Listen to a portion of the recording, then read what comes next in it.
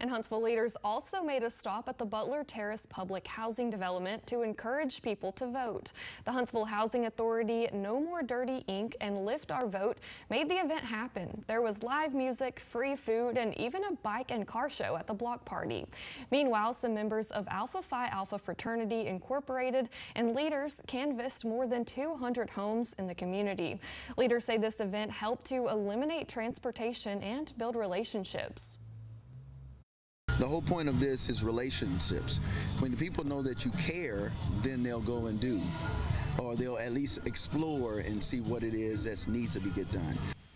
They plan to visit different public housing communities over the next 4 weeks.